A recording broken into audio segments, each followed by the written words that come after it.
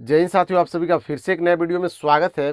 पिछले क्लास में दोस्तों हम लोग बात किए थे भारतीय संविधान के बारे में, और इसमें हम लोग सबसे पहले उसके सिलेबस के बारे में डिस्कस किए थे। इंडियन पॉलिटी सेक्शन में सबसे पहले उसके सिलेबस के बारे में पिछले क्लास में हम लोग डिस्कस किए थे, जिसमें 35 प्लस जो था वो लेसन्स था, जिसमें बहुत सारे टॉपिक्स को कवर किया जाएगा। लगभग 200 प्लस टॉपिक्स होंगे जिसको यहाँ पर कवर किया जाएगा। तो आज हम लोग शुरुआत करेंगे फर्स्ट लेसन को, जो कि यहाँ पर लिखा हुआ है भारत का संवैधानिक विकास। इसको हम लोग शुरू करेंगे और ये हमारा पार्ट 1 है, जो कि इंडियन पॉलिटी में आता है, आप सभी को पता है। यहाँ पे लिखा हुआ है इंडियन कॉन्स्टिट्यूशन। तो ये पॉलिटी सेक्शन का है, बहुत ही इंपॉर्टेंट टॉपिक्स है और बहुत ही इंपॉर्टेंट क्लास होने वाला है। तो सेशन में पूरा बने रहिएगा, सेशन को अंत तक देखिएगा, ताकि आपके एग्जाम के लिए इंपॉर्टेंट है ही, आपके नॉलेज को भी इंक्रीज करेगा। अगर आप हमारे चैनल पे नए हैं तो चैनल को सब्सक्राइब करके बेल आइकन प्रेस कर लीजिएगा, ताकि ऐसी ऐसी इन्फॉर्मेटिव वीडियो सबसे पहले आपको मिल सके। तो शुरुआत करेंगे दोस्तों भारत के संवैधानिक विकास के बारे में।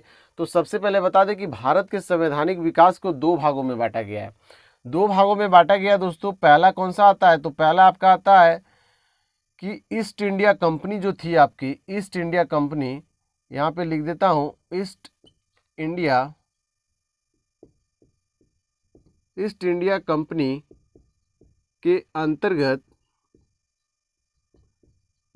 अंतर्गत संविधान का विकास। ईस्ट इंडिया कंपनी के अंतर्गत संविधान का विकास। और दूसरा आपका आता है दोस्तों ब्रिटिश सरकार, यानी अगर बात करें ब्रिटिश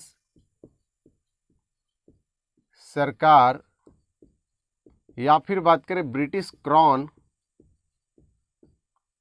के अंतर्गत संविधान का विकास। 2 बातें यहाँ पर है दोस्तों कि भारत में जो संविधान का विकास हुआ वो इन्हीं दोनों के चलते हुआ, और इन दोनों को ही मिलाकर, इन दोनों के कॉम्बिनेशन रूप को जो है उससे भारत का संविधान जो है वो बना था। पहला ईस्ट इंडिया कंपनी के अंतर्गत संविधान का विकास, और दूसरा आता है ब्रिटिश सरकार यानी ब्रिटिश क्राउन के अंतर्गत संविधान का विकास। ये कैसे पॉसिबल था इसके बारे में भी बात करते हैं। तो सबसे पहले आप सभी को पता होगा कि 1857 में जो है वो क्या हुई थी, 1857 में क्रांति हुई थी। और इस क्रांति के बाद क्या हुआ था, जो इंडिया में ब्रिटिश थे दोस्तों, वो उसका जो पकड़ था, यानी अगर बात करें तो वो ब्रिटिश क्राउन के अंतर्गत जो है वो शासन चला जाता है। ब्रिटिश क्राउन के अंतर्गत क्या होता है, शासन जो है वो चला जाता है ब्रिटिश क्राउन में। और ब्रिटिश के पास, वहाँ पे ब्रिटिश सरकार यानी ब्रिटिश सरकार के पास जब ये पता चलता है यहाँ पर कि इतना बड़ा जो है वो दंगा फसाद, और यहाँ पर बहुत सारे, ये अगर बात करें क्रांति हुई थी, जिसके कारण ये यहाँ के ईस्ट इंडिया कंपनी से जो है वो यहाँ का जितना भी पावर था उसको छीन करके क्राउन के अंतर्गत दे दिया जाता है। और वहाँ से जो है उसकी पकड़ जो है भारत पर नज़र पड़ जाती है, और ये भारत को वहाँ से चलाने लगते हैं। तो ये 1857 के बाद होता है।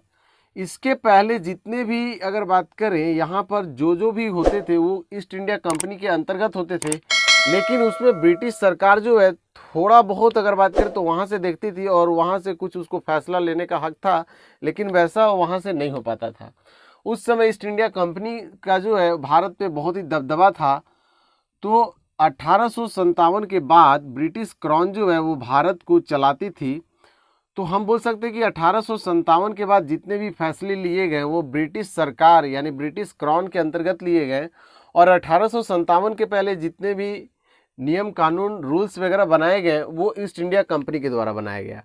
इसीलिए यहाँ पर लिखा गया है कि भारत के संवैधानिक विकास में 2 महत्वपूर्ण भूमिका निभाते हैं, पहला ईस्ट इंडिया कंपनी, दूसरा ब्रिटिश सरकार, क्योंकि दोनों जो है उन्हीं के द्वारा भारत पे क्या किया गया, रूल किया गया। तो पहला ईस्ट इंडिया कंपनी और दूसरा आपका ब्रिटिश सरकार या फिर ब्रिटिश क्राउन। तो सबसे पहले आपको बता दें कि 1857 के पहले क्या क्या हुआ था दोस्तों। तो आप लोग कुछ एक्ट के बारे में जरूर जानते होंगे। एक्ट के बारे में अगर बात करें तो जैसे रेगुलेटिंग एक्ट था 1773 एडी में क्या था, रेगुलेटिंग एक्ट आया था। इसके अंतर्गत क्या था उसके बारे में बहुत चर्चा करेंगे डिटेल में जाकर के। पहले एक्ट को आपको बता देता हूँ, उसके बाद उसके बारे में चर्चा करेंगे। उसके बाद क्या हुआ था दोस्तों, 1784 एडी में जो है पिट्स इंडिया एक्ट आ गया था। ये सब 1857 के पहले है, 1700 में चल रहे हैं। उसके बाद 1784 के बाद दोस्तों 1700 क्या हुआ था, 93 में चार्टर एक्ट आ गया था। 93 एडी में क्या था, चार्टर एक्ट। और चार्टर एक्ट जो था वो 20 साल की अवधि होती थी, यानी हर 20 साल पर चार्टर एक्ट आता था। जैसे अभी 93 है तो फिर 1713 एडी में आएगा, 20 साल ऐड करेंगे तो 13 हो जाएगा, और उसके बाद फिर से 20 साल ऐड करेंगे तो 1733 एडी में फिर से क्या हो जाएगा, वो आपका चार्टर एक्ट आ जाएगा। उसके बाद फिर से 20 साल आगे बढ़ाएंगे तो 20 इसमें ऐड करेंगे, तो 20 ऐड करेंगे तो फिर आपका 53 में क्या होगा, फिर से चार्टर एक्ट। यानी 4 चार्टर एक्ट आते हैं, 1793, 1713, 1813, ये यहाँ पे गलत हो गया है, 1813, उसके बाद 1833, 1853, इसको आप लोग याद रखेंगे।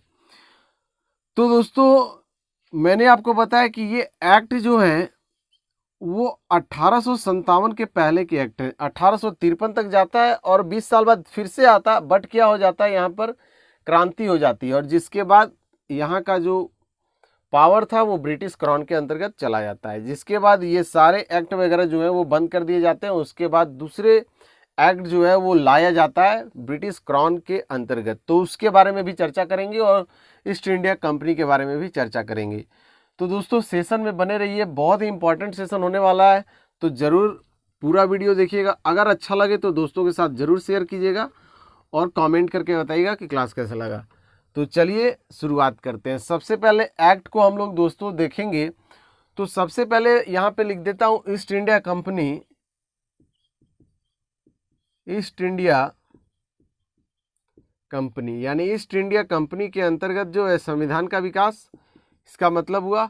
और दूसरा आपका लिख देता हूँ ब्रिटिश सरकार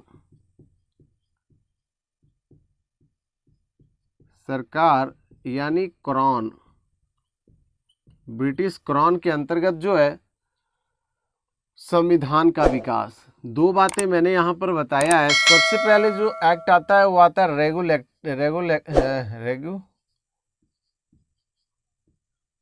रेगुलेटिंग एक्ट। तो यहाँ पर सबसे पहले मैं लिख देता हूँ रेगुलेटिंग एक्ट।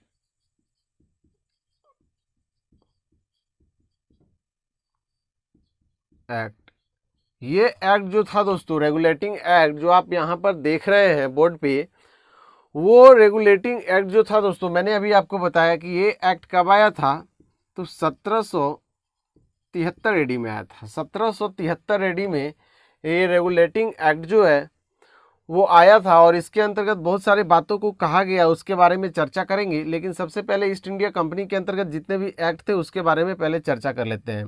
उसके बाद Pitt's India act. Pitt's India act जो था दोस्तों, वो अभी बताया मैंने कि वो 1784 एडी में आता है। इसके बाद चार्टर एक्ट आते हैं। चार्टर एक्ट जो था वो सबसे पहला चार्टर एक्ट आया था 1793 एडी में, 1793 एडी में आता है। उसके बाद फिर से चार्टर एक्ट, मैंने आपको बताया कि चार्टर एक्ट जो था वो 20 साल की अवधि होती थी, तो 20 साल इसमें ऐड कर देंगे तो 1813 हो जाएगा। यहाँ पे 20 ऐड करेंगे तो 20 साल ऐड होगा तो 3 हो जाएगा, 9 3 11 का 1 और 8 हो जाएगा, 1813 वही यहाँ पर लिखा गया है। तो वो 1813 हो गया। उसके बाद फिर से चार्टर एक्ट जो है वो स्पीड पकड़ा रहा अपना, और आगे बढ़ाएंगे तो ये 1813 है, 10 ऐड करेंगे तो 23, और फिर से 10 ऐड करेंगे तो 33, यानी 1833। फिर से आगे बात करें तो फिर से चार्टर एक्ट आता गया, आगे बढ़ता गया। ये 1853 तक क्या करता है, चार्टर एक्ट जो है वो चलते रहता है। और 1853 के क्या होता है, 1853 के 4 साल बाद, यानी 4 साल बाद अगर बात करें तो 1857 में विद्रोह हो जाता है और क्रांति हो जाती है भारत को आज़ादी कराने के लिए। जिसके बाद क्या होता है, सत्ता यानी पावर जो था, भारत का जितना भी पावर था वो ब्रिटिश क्राउन के अंतर्गत चला जाता है, वहीं से जो है इसको कमांड किया जाता था। तो अब कमांड जब ब्रिटिश क्राउन कर रही है तो उसके द्वारा भी कुछ कानून वगैरह लाए जाएंगे, जिसके बारे में हम लोग बात करेंगे। तो सबसे पहला यहाँ पर अधिनियम लाया जाता है ब्रिटिश सरकार यानी ब्रिटिश क्राउन के अंतर्गत। वो आपका जो अधिनियम था दोस्तों, वो भारत शासन अधिनियम के नाम से जाना जाएगा। तो मैं यहाँ पर लिख देता हूँ कि इसके द्वारा जो कानून लाया गया था सबसे पहला वो भारत शासन अधिनियम, भारत शासन अधिनियम 1858 में लाया गया था। 57 में क्या हुआ था, क्रांति हुई थी, और 1 साल बाद 58 में भारत शासन अधिनियम जो है वो पारित किया गया, लाया गया। सभी अधिनियम और सभी एक्ट के बारे में चर्चा करेंगे डिटेल में, घबराइएगा मत। किस एक्ट के तहत क्या बातें कही गई थी उसके बारे में चर्चा करेंगे। सबसे पहले आपको बताया जा रहा है कि क्या क्या जो है कौन से सरकार के द्वारा लाया गया था। तो भारत शासन अधिनियम सबसे पहले आया 1858 में। उसके बाद फिर से आएगा दोबारा भारत परिषद अधिनियम, भारत परिषद अधिनियम आया दोस्तों। भारत परिषद अधिनियम फिर आएगा आपका 1861 एडी में। 1861 एडी में भारत परिषद अधिनियम आ जाता है। उसके बाद बात करेंगे तो फिर से अधिनियम आएगा भारत परिषद अधिनियम, और ये भारत परिषद अधिनियम जो है अब की बार कब आएगा, तो ये अधिनियम आपका 1892 एडी में आता है। मैंने आपको जैसे इस प्रकार बताया था कि यहाँ पर कुछ समय के अंतराल के बाद कुछ एक्ट पारित किया गया था, उसी प्रकार जब ब्रिटिश सरकार के हाथ में शासन चली गई तो वहाँ पर भी समय के अंतर्गत कुछ अधिनियम को क्या किया जाता था, पारित किया जाता था, बनाया जाता था। कुछ नियम समय बदलने के अंतर्गत कुछ नियम को जैसे हम लोग बात करें तो चेंज करना पड़ता है, उसी प्रकार यहाँ पर भी कुछ अधिनियम जो है वो बीच में इंक्लूड करना पड़ता था। उसके बाद फिर से दोस्तों भारत परिषद अधिनियम लाया जाता है। यहाँ पर लिख देता हूँ भारत परिषद अधिनियम। अब की बार जो भारत परिषद अधिनियम लाया गया वो 1909 एडी में लाया गया। 1909 एडी वाला भारत परिषद अधिनियम को आप लोग जरूर जानते होंगे। ये जानते हैं या नहीं जानते वो नहीं पता, लेकिन 1909 ईस्वी वाले भारत परिषद अधिनियम को आप लोग जानते होंगे। इसको मॉर्ले मिंटो सुधार अधिनियम भी बोला जाता है। मॉर्ले मिंटो सुधार अधिनियम कब लाया गया था, तो 1909।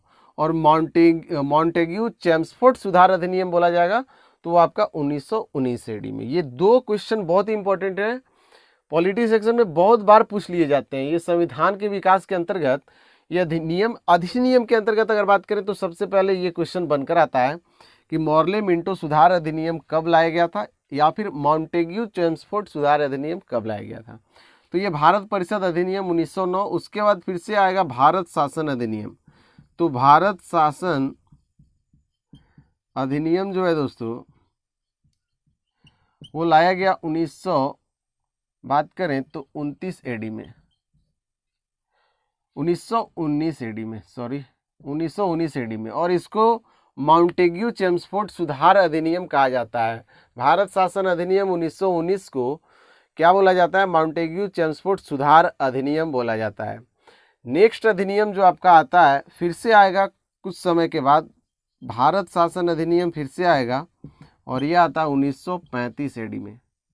हमारे संविधान में अगर बात करें तो 50 to 70% जो संविधान बनने में जो भूमिका निभाती है कौन सी अधिनियम, 1935 का जो अधिनियम है भारत शासन अधिनियम 1935, इसमें बहुत बड़ा रोल है 1935 के भारत शासन अधिनियम का, जो हमारे संविधान को बनाने में बहुत हेल्प करता है। इसको आप लोग याद रखेंगे। उसके बाद यहाँ पे लिख देता हूँ भारतीय स्वतंत्रता अधिनियम, स्वतंत्रता अधिनियम। और ये अधिनियम जो है दोस्तों वो लाया गया था 1947 को। जब भारत आज़ाद हुआ था तो भारतीय स्वतंत्रता अधिनियम 1947 को ये लाया गया था। तो मैंने अब तक आपको बताया दोस्तों कि भारत का जो संविधान बना, जो कॉन्स्टिट्यूशन बना, उसके विकास में ये दोनों जो है बहुत ही बड़ी भूमिका निभाते हैं, बहुत ही बड़ा रोल प्ले करते हैं। सबसे पहले ईस्ट इंडिया कंपनी, दूसरा British crown. East India company के द्वारा भी एक्ट लाए गए, तो इस एक्ट को यहाँ पर मैंने बताया है, regulating act, Pitt's India act, charter act जो है यहाँ पर 4 हैं। उसके बाद भारत शासन अधिनियम, भारत परिषद और भारत शासन, और फिर से भारत शासन और भारतीय स्वतंत्रता अधिनियम। इसके बाद इनमें से जो अच्छे महत्वपूर्ण जो जानकारी और महत्वपूर्ण रूल्स जो था उसको कलेक्ट करके बनाया गया भारत के संविधान में, और इसी के कारण जो है भारतीय कॉन्स्टिट्यूशन जो है वो जल्दी तैयार हो गया था। तो दोस्तों बात करें तो सबसे पहले हम लोग चर्चा करेंगे ईस्ट इंडिया कंपनी के फर्स्ट एक्ट रेगुलेटिंग एक्ट के बारे में चर्चा करने वाले हैं। रेगुलेटिंग एक्ट के बारे में चर्चा करेंगे, Pitt's India act, charter act जितने भी हैं उसके बारे में ये एक क्लास में चर्चा कर देंगे हम लोग, और दूसरा आपका जो है वो एक क्लास में ये चर्चा हो जाएगा। उसके बाद हम लोग आगे बात करेंगे। तो आज के सेशन को यहीं पर एंड करेंगे। अगले क्लास में हम लोग regulating act, Pitt's India act और 4 चार्टर एक्ट के बारे में, और उसके बाद दूसरे क्लास में हम लोग भारत शासन अधिनियम, भारत परिषद अधिनियम जितने भी हैं ब्रिटिश सरकार के द्वारा लाए गए थे उसके बारे में डिटेल में चर्चा करेंगे। तो दोस्तों अगर आपको ये सेशन समझ में आया है तो दिल से एक ज़रूर लाइक कर दीजिएगा, और अगर बात करें तो चैनल पे नए हैं तो चैनल को सब्सक्राइब कर दीजिएगा ताकि ऐसी ऐसी इन्फॉर्मेटिव वीडियो सबसे पहले आपको मिल सके। तो मिलते हैं अगले सेशन में इम्पॉर्टेंट वीडियो के साथ, तो बने रहिएगा, ज़रूर सेशन को ज्वाइन कीजिएगा। तो मिलते हैं अगले सेशन में, तब तक के लिए good bye, take care and have a nice day. Thank you.